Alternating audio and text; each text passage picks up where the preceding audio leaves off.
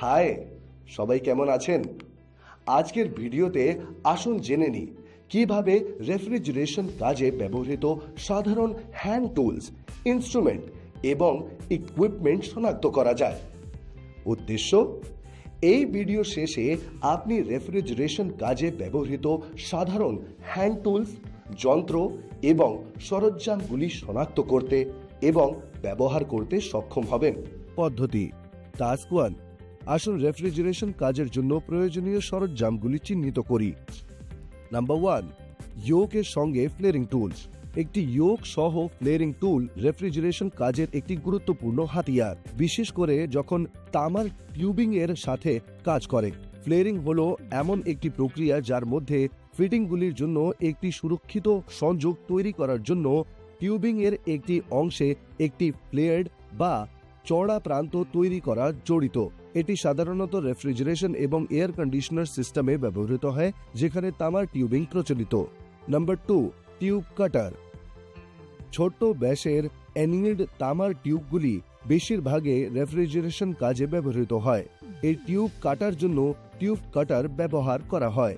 এটি একটি B block নিয়ে গঠিত, যার বিরুদ্ধে টিউবটি বিশ্রাম নেয়, এবং কার্বন স্টিলের একটি সামঞ্জস্যযোগ্য গোলাকার ফলক যা টিউবটিকে কেটে দেয়। টিউবটিকে ভি ব্লক ব্লেডে রাখার পর সামঞ্জস্য করা হয় এবং টিউব কাটারটি টিউবটিকে ঘুরিয়ে টিউবটি কেটে দেয়।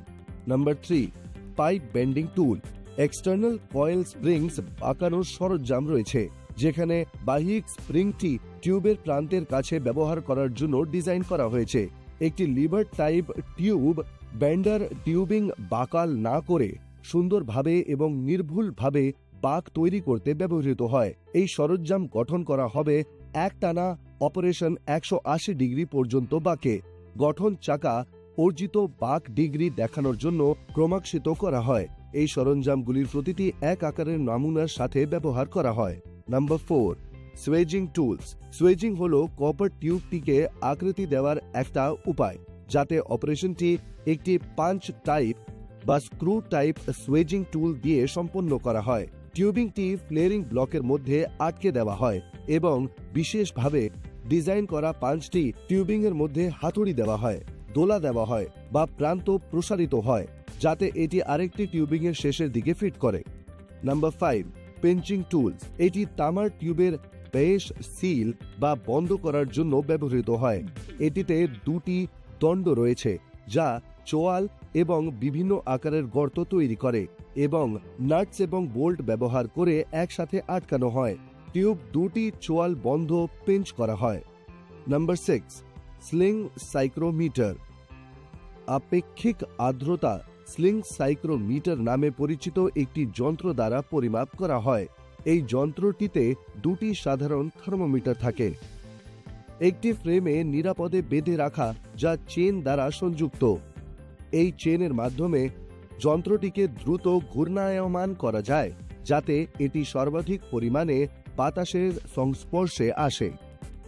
Number 7, leak detector.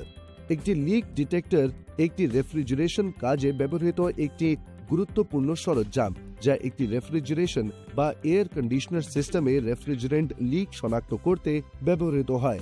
সিস্টেমের দক্ষতা বজায় রাখার জন্য রেফ্রিজারেন্ট নির্গমন থেকে পরিবেশগত ক্ষতি প্রতিরোধ এবং সরঞ্জামের নিরাপত্তা নিশ্চিত করার জন্য লিক শনাক্ত করা এবং মেরামত করা অপরিহার্য। টাস্ক 2, আসুন রেফ্রিজারেশনের কাজের জন্য প্রয়োজনীয় যন্ত্রগুলি চিহ্নিত করি। Number 1, pressure gauge.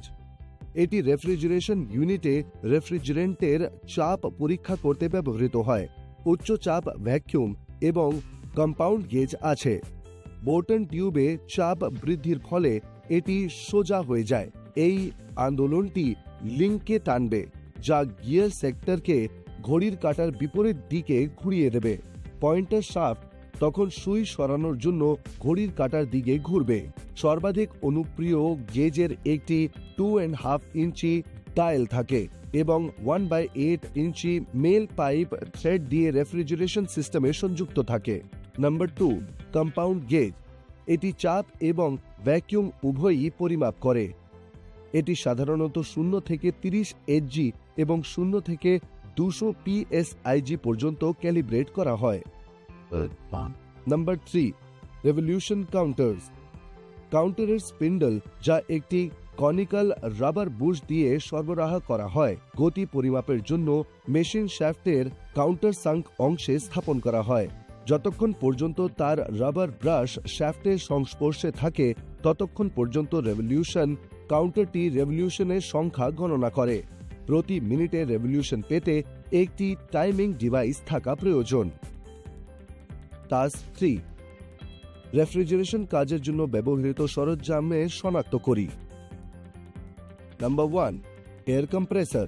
একটি এয়ার কম্প্রেসর অটো গ্যারেজে বিভিন্ন উদ্দেশ্যে ব্যবহৃত হয়, যেমন গাড়ি এবং অটো যন্ত্রাংশ ধোয়া, গ্রিসিং এবং পরিষ্কার করা এবং টায়ার ইনফ্লেট করা। এটি প্রসার তৈরি করে, রেফ্রিজারেশন এসি সিস্টেমগুলিকে ফ্লাক্স করে এবং সিস্টেমের প্রসার পরিষ্কার করার জন্য চোকিং সিস্টেমসের মাধ্যমে লিক পরীক্ষা করতে ব্যবহৃত হয়। Number 2, vacuum pump.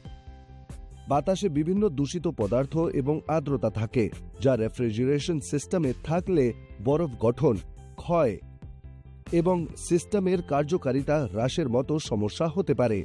সিস্টেম খালি করা একটি পরিষ্কার এবং শুষ্ক পরিবেশে বজায় রাখতে সাহায্য করে। ভ্যাকুয়াম পাম্প ব্যবহার করা প্রাথমিক উদ্দেশ্য হল রেফ্রিজারেশন সিস্টেম থেকে বায়ু এবং আর্দ্রতা সরিয়ে ফেলা। ক্যাপ। এই ভিডিওতে আমরা কিভাবে রেফ্রিজারেশন কাজে ব্যবহৃত সাধারণ হাত সরঞ্জাম, যন্ত্র এবং সরঞ্জামগুলি শনাক্ত করতে এবং ব্যবহার করতে হয় তা নিয়ে আলোচনা করেছি।